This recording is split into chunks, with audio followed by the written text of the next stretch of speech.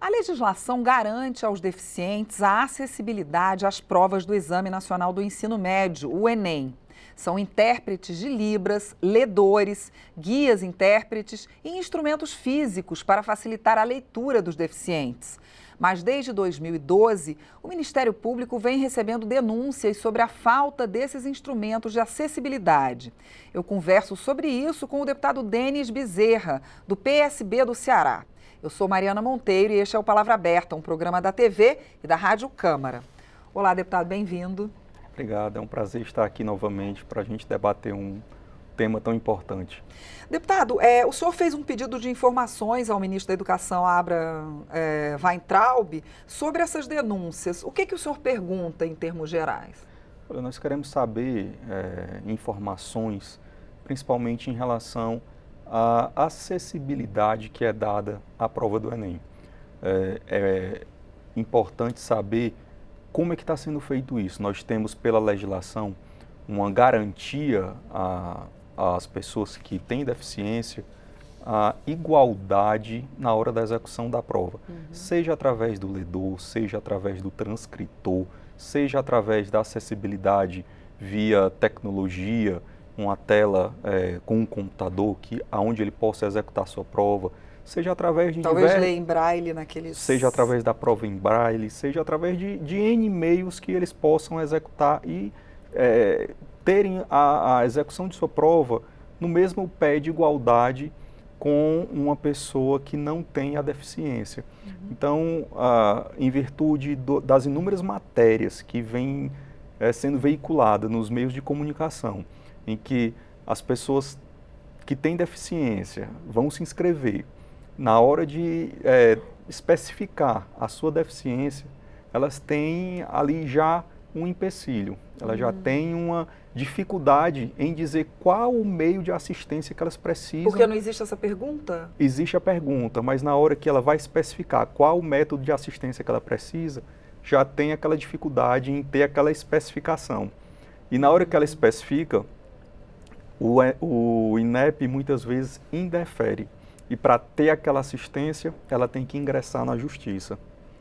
Então, vejo o absurdo. O INEP é o Instituto Nacional de Pesquisas Educacionais Anísio Teixeira, Exatamente. Que realiza as provas do Enem. Exatamente. Então, você vê o absurdo. A legislação garante a execução da assistência para as pessoas com deficiência e o instituto que realiza a prova precisa as pessoas ingressarem judicialmente para terem o seu direito garantido. E o que o INEP tem respondido nessas matérias que o senhor citou? O que ele tem respondido sobre por que não pode prover aquele determinado instrumento? Respostas genéricas, porque não tem justificativa, porque quando a justiça manda, eles cumprem a ordem judicial.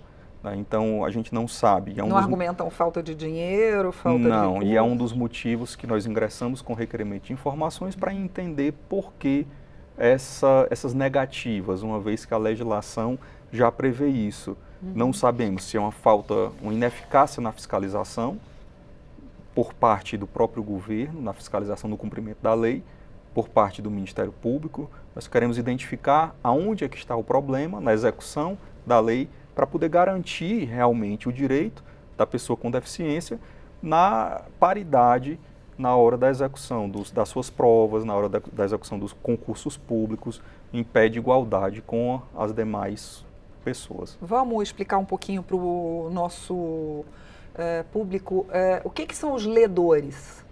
Os ledores são aquelas pessoas que, em um momento de um concurso, de uma prova, ela lê em voz alta e interpreta, digamos assim, corretamente o texto, porque você lê com a pontuação correta, lê com toda a estrutura da sentença, uma prova de matemática. Se você lê a sentença matemática de uma forma, a pessoa que tem a deficiência visual, ela não vai entender como é que corretamente a sentença matemática.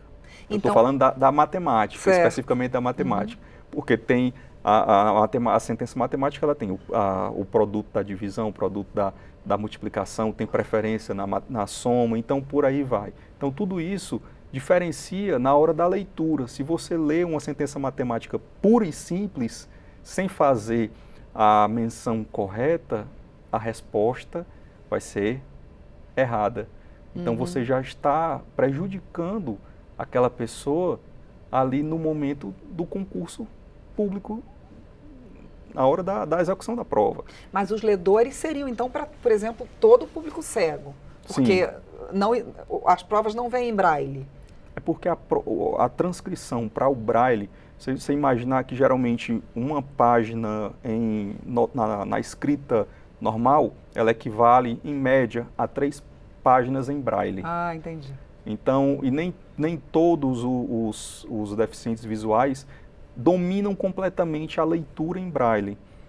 Muitos deles, eu estive reunidos há poucos dias com alguns deficientes visuais e eles me disseram que hoje, devido à tecnologia, já preferem a tecnologia assistida através dos computadores e através do celular, para inclusive a execução de provas, porque através do áudio do computador, eles já disseram inclusive que conseguem ter a leitura de forma correta, que muitas vezes o ledor não consegue interpretar da forma correta, porque o computador não consegue errar naquele momento ali, então, da leitura. Talvez seja a audiodescrição, né? Isso, exatamente. Como existe no cinema, na televisão. Exatamente. Em alguns, né? Exatamente. Eles também precisam de salas separadas? Porque imagina um ledor lendo e as outras pessoas tentando se concentrar. Sim, eles são alocados em locais separados, onde cada um tem uma atenção especial para a hora dessa prova. Isso realmente, tem acontecido? Tem acontecido. A sala separada? Tem acontecido, sim, de formas separadas para essas provas, nesses momentos em que os deficientes, os portadores de deficiência, têm as pessoas com deficiência, melhor dizendo, têm a execução das suas provas. O ministro da Educação já deu alguma resposta? Ainda não, ainda estamos aguardando a resposta do ministro. Tá certo. E nos próximos dias também nós estaremos efetuando uma audiência pública na comissão da pessoa com deficiência, também no intuito de esclarecer, ampliar o debate em relação a esse tema, e inclusive estamos tentando também congregar, trazer para o debate a Comissão de Educação, para que a gente possa ampliar ainda mais um debate tão importante como esse, né, de tornar uma política pública efetiva com a inclusão de todos no Brasil. O senhor tem noção de quantas pessoas já tiveram que entrar na justiça para que o seu filho ou para que ele próprio pudesse fazer o Enem? Não, esses dados eles não são computados, eles não estão computados para que a gente possa dar um número preciso. Eu vou até tentar levantar com a maior precisão esses números para que a gente possa trazer no dia da audiência pública. No caso do vestibular, também tem acontecido de não haver essas adaptações?